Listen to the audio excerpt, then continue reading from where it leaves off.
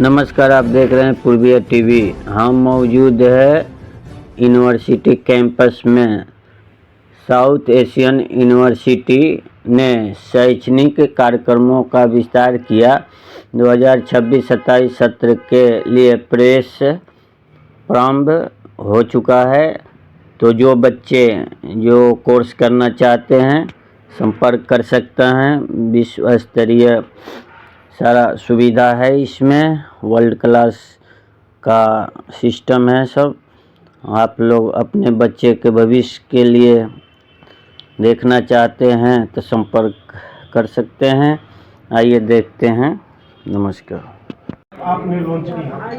आज के आयोजन को लेकर हम ये कहेंगे कि ये साउथ एशियन यूनिवर्सिटी के लिए एक महत्वपूर्ण दिवस है, जहां हमने अगले साल की अपनी रूपरेखा आपके सामने रखी।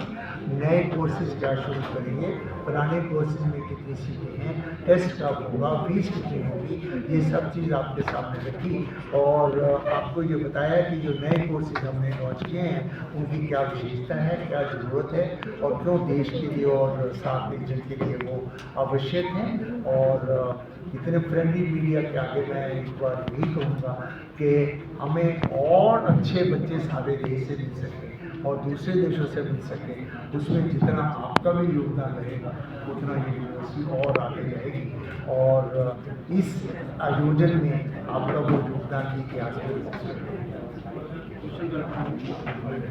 जैसे कि आपने इंजीनियरिंग की बात की सर, तो computer engineering, computing, artificial intelligence की बात की जो अभी ट्रेंडिंग में है सर। बाकी जो स्टूडेंट्स इसमें पढ़ना चाहते हैं apart from this field like civil engineering करना चाहते हैं, मैकेनिकल इंजीनियरिंग करना चाहते हैं, तो उसके लिए आगे क्या आप इंटरेस्ट फोकस? ऐसा है कि देखिए, पर्सनली मेरा ये मानना है कि सिविल इंजीनियरिंग, मैकेनिकल इंजीनियरिंग, मैं खुद इंजीनियर हूँ, आपको पता होगा शायद कि civil engineering, mechanical engineering, electrical engineering को देश को इग्नोर नहीं करना चाहिए। They are important for the country, लेकिन हमारे पास अभी जो साधन है उसके हिसाब से हमें कैसे शुरू करते हैं और 2-3 साल बाद हो सकता है हम बाकी भी शुरू करें। लेकिन अभी हमारा ये साधनों की वजह से ये था कि इसको करें, लेकिन व्यक्तिगत रूप से देश के लिए, देश के एकेडमी के नाते मैं ये मानता हूँ कि सिर्फ कंप्यूटर साइंस के बल पर देश नहीं चलता। हमें इंफ्रास्ट्रक्चर, पर्टिकुलरली जब हम इंफ्रास्ट्रक्चर इतना तेज़ी से डेवलप करते हैं, और सब मेरे से एग्री करेंगे कि लास्ट 5-10 सालों में जितना rail infrastructure, road infrastructure, air infrastructure जितना इम्प्रूव हुआ है देश में, उसके लिए हमें mechanical engineer, auto engineer, civil engineer, electrical engineer सबकी ज़रूरत होगी। लेकिन एक बात आपको और ध्यान में रखनी पड़ेगी, आज कंप्यूटर साइंस जो है ना, ये सारी इंजीनियरिंग का एक पार्ट बन गया है। आज हम electrical engineer without computer science भी एग्जामिन नहीं कर सकते। आज हम mechanical engineer without computer science भी इमेजिन नहीं कर सकते। अब रोबोट्स हैं, रोबोट्स मैकेनिकल डिवाइस है, लेकिन 90% इसका कंप्यूटर। तो इसलिए हमें लगा कि शुरू कंप्यूटर साइंस से करें जिससे सबसे ज़्यादा फायदा हो, और धीरे धीरे समय के हिसाब से, साधनों के हिसाब से बाकी क्षेत्रों में भी जा सकते सर, लगातार बहुत सारी यूनिवर्सिटियाँ खुलती जा रही हैं और सब शिक्षा जो पहले थी अब शिक्षा को नहीं रही, शिक्षा को बिजनेस के तौर पर बना दिया गया है। आपकी यूनिवर्सिटी इस क्षेत्र में कितना लोगों को शिक्षित करेगी या फिर उसको बिजनेस के तरीके से देखती है? जो आपने कहा यूनिवर्सिटियाँ बढ़ती जा रही हैं, बिल्कुल ठीक है, लेकिन भारत जैसे देश में अभी भी और यूनिवर्सिटी की ज़रूरत है यदि हम दुनिया के हिसाब से देखते हैं। क्योंकि जितना बड़ा देश है आपको मालूम ही होगा, अभी भी हमारी ग्रॉस इनरोलमेंट रेशियो 30 के लगभग है, जो हम ये सोचते हैं कि कुछ सालों में हम 50 कर देंगे। दुनिया में ऐसे भी देश है जिसमें ग्रॉस इनरोलमेंट रेशियो 80 है। तो इसलिए हमें अपने युवा को शिक्षित करने के लिए और यूनिवर्सिटियाँ चाहिए। दूसरी बात जो आपने की यूनिवर्सिटी की क्वालिटी के बारे में, उसमें यस मैं मानता हूँ कि इस देश में ऐसी यूनिवर्सिटियाँ हैं जो वर्ल्ड की बेस्ट यूनिवर्सिटियों के साथ कम्पीट करती हैं, और इस देश में ऐसी भी यूनिवर्सिटियाँ हैं जो काफ़ी नीचे हैं। तो उसमें हमें सिस्टम में सुधार करना होगा, हमें फिल्टरिंग लगानी होगी। हमें उसका एक तरीका यही है कि हम अच्छी यूनिवर्सिटियों की संख्या को बढ़ाएं, अच्छी यूनिवर्सिटियों में बच्चों की संख्या को बढ़ाएं, ताकि दूसरों को प्रोत्साहन न मिले और वो अपने आप मार्केट से हटी जाए। वही एक साधारण आसान तरीका है जो हमें करना पड़ेगा। इस यूनिवर्सिटी में क्वालिटी के साथ खिलवाड़ पिछले 15 साल में ना हुआ, होगा, किया होगा। Okay, sir. Thank you. Thank you so much.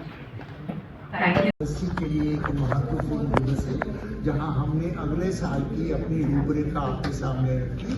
नए कोर्सेज क्या शुरू करेंगे, पुराने कोर्सेज में कितनी सीटें हैं, टेस्ट कब होगा, फीस कितनी होगी, ये सब चीज़ आपके सामने रखी और आपको ये बताया कि जो नए कोर्सेज हमने लॉन्च किए हैं उनकी क्या विशेषता है, क्या ज़रूरत है और क्यों देश के लिए और सात रीजन के लिए वो आवश्यक है। और इतने फ्रेंडली मीडिया के आगे मैं एक बार यही कहूँगा कि हमें और अच्छे बच्चे सारे देश से मिल सके और दूसरे देशों से मिल सके, उसमें जितना आपका भी योगदान रहेगा उतना ये यूनिवर्सिटी और आगे जाएगी और इस आयोजन में आपका वो योगदान भी इतिहास में रजिस्टर करेगा।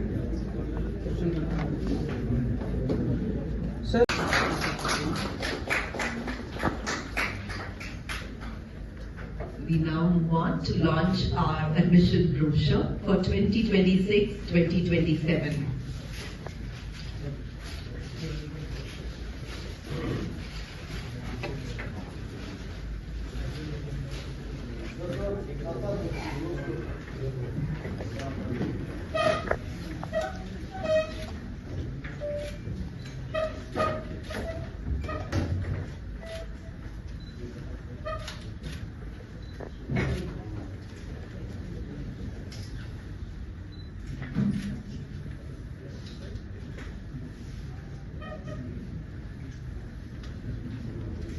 Art Sciences, Faculty of PCM and IT, which is now the Faculty of Engineering and Technology, the Open Air Theatre, the Faculty of Royal Humanities, the Convention Center, which is just coming and will be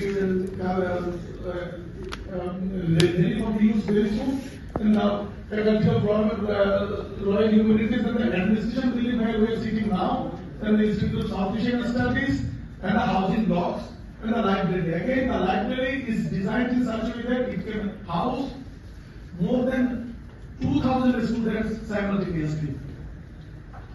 So these are the close view of the housing blocks, the guest house, the farmhouse, and the so among in these two housing blocks, we have now the housing of the students. So these are the different phases of the package 2 buildings which are already completed, Faculty of Life Sciences, as we have said, Faculty and Staff Housing, Faculty and so 3 blocks of the Faculty and Staff Housing are done, then the Faculty and Guest Houses and the Guard House also is completed.